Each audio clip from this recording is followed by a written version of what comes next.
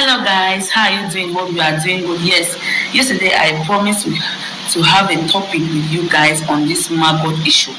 This issue has been happening so lately that I can't hold myself to give you people some more advice on how you can cater for yourself or on how you can better understand this condition and be alert.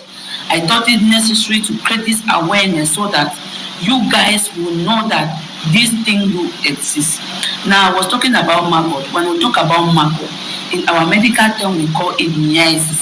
Myiasis now refers to the condition whereby fly carries its larvae and enter the human tissue or an animal's tissue. Now, I want people to understand that fly follow birth an unclean environment. For example, when you carry dates and throw it at a particular place, you realize that when you go and come back, flies will land on that place. When you find that flies are always in the toilet because the toilet is unhealthy, and that is where fly likes the most. And now, you human, if you are having an exposed wound on your hand or an exposed area, now, and the area is not clean, maybe you might be having an odor on that place, that flies will follow the place. Okay, fly will follow the spot where that odor is coming from. Now, when we talk about this maggot, how do this maggot comes about? This fly do hatch the eggs, right? Their eggs is called the larvae. Now they carry this larvae around. When they carry it around to those areas that are unclean, they will deposit it there for it to manifest and grow. Now, if it lands on your body and it lands on a particular spot that you are having a wound that you have not been taking care of that wound, it will leave the larvae there, and that is how maggot will come about on your body. Now, larvae that enters the eye, it is called ophthalmomyiasis. Okay, it is called ophthalmomyiasis in the medical ophthalmic language. It is called ophthalmomyiasis, and if it enters the external part of the eye, okay, the external part of the eye, it is called external ophthalmomyiasis. That the external part which involves the conjunctiva and the cornea, and if it attacks by the internal part of the eye, it is called internal ophthalmomyiasis. Another thing I want you people to understand is that eye has a lot of species. You have the lantrain fly, you have a house fly, and you have so many types of flies out there, so many species. Let me put it like that. Now, what causes this maggot on the body? The cause now comes as a result when this fly carries its larvae or its egg onto that area on your body that you are having a wound, and it deposits it there. If it deposits it there, it will enter on that spot and start growing and start manifesting on that place. Okay, that is how the cause come about. So you know that environment that is unclean, if your body is not clean or you are having wounds all over, it is possible for a larvae to grow on that part. So people that are having larvae on their lids or on their conjunctiva or cornea, it means that these people, their eyes are unclean. Maybe the eyes are having infection, or they are discharging, or the hygienic condition in the house is not favorable. Okay, now there are so many risk factors. When I talk about risk factors, people that are exposed to have this to develop this issue. Okay, to develop this eye condition. There are some people like the shepherd, they are exposed to it.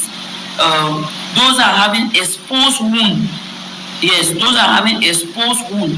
They are exposed to have maggots. Okay, then when I talk about exposed wound, I mean that if you are having a wound on your body and you are not taking care of that wound, that is where you have maggot. It is easy for maggot to develop on that position.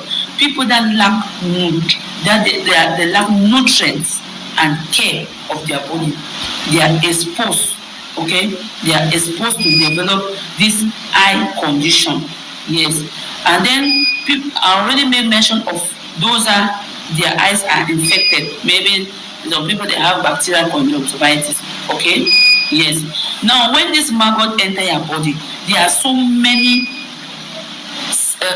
signs and symptoms that this patient will be going through. This one is a warning to the parents. They should be alert with their children. Okay, they should be alert to check their children always. They should check even themselves. Now, when this maggot enters, what happens is that the area will be painful, it will be red, it will be tender.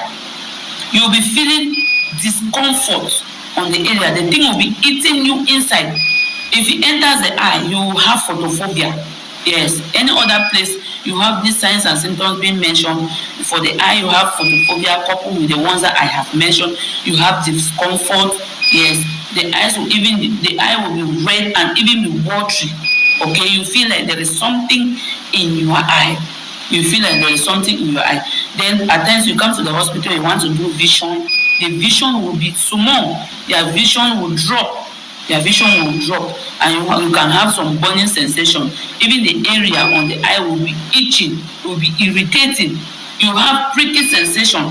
All these symptoms, you might have them. And so it's good when you have this, when you find out that you are having this situation, try to check. If the child cry there is a boy and you think that is an abscess rather than a boy or an abscess, you check very well so that you make sure it is not a maggot that has entered that pot and started eating it. At times you wait that the abscess should get ready so that you can expel the pus inside, but it's not getting ready. So please, in such cases, pay attention. Now, when you have this issue, for children, they will cry all night. They will cry and cry and cry and cry. You parents, you don't do anything. So this one is a warning to parents and even to yourself, because even this maggot have come out in the eyes of girls that are putting latches. They are putting latches.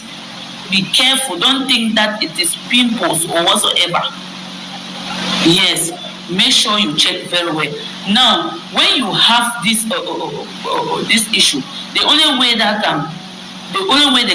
it can be treated is when you come to the hospital, and they have to remove it. When they remove it, they have to treat the area so that it gets healed. Now, there are some complications that can happen when you have this maggot. When you have maggot, the area after the removal of it, if it is in your eye, it will deform that part of the eye. The shape of that eye will be deformed. Your vision might drop. There are some people that they'll feel like they cannot even see well with that eye.